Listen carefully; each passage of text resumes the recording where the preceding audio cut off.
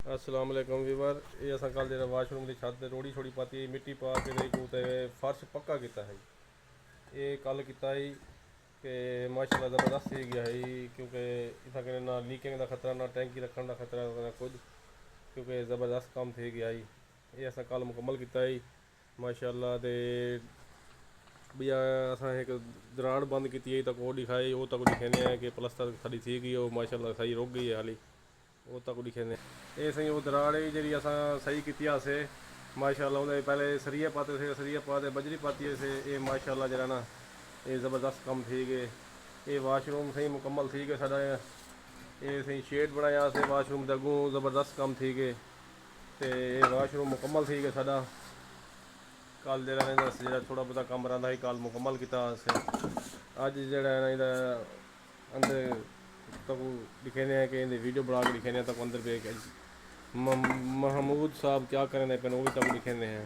Side का बाहरला हिस्सा के जड़े दरेड़ आई खड़ी दुआएं पासों, ये भी कल बंद किते से ज़बरदस्त थी। ये होदी का पैंप पते से। हाँ भी साजन मियाँ अज क्या किते हुए तुसा?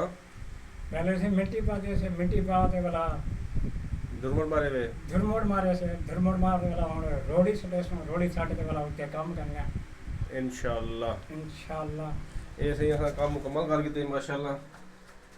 ये बजे शजरी पा के सैट कर किते हुण असां इत्थे रोड़ी पावनी है, रोड़ी पा के ते इंशाअल्लाह हुण काम शुरू करने हैं। ते इन काम करने का जो टॉपिक है वो तक लिखा है छत वाला। छत वाले तो बाद तक लिखा है जो दराड़ा हैं, दराड़े तो बाद ये भी मेन मसला होंगे, ये तक लिखे पे हैं। तो बाकी जरा ना तक बिया दसे वाला है। अस्सलाम वालेकुम वीवर। साढ़े चैनल को लाइक किया करो, शेयर किया करो, सब्सक्राइब किया करो, मेहरबानी की करो यार। इतनी मुश्किल मुश्किल अस वीडियो बनाने तक मुश्किल टॉपिक दसेंगे जो मसला होंगे तक वो दसेंगे। साढ़े भरा जो पाकिस्तान रहते पैन, पाकिस्तान तो बाहर रहते पैन, सारे को अल्लाह भी उत्थे अगली वीडियो तक अल्लाह हाफिज़।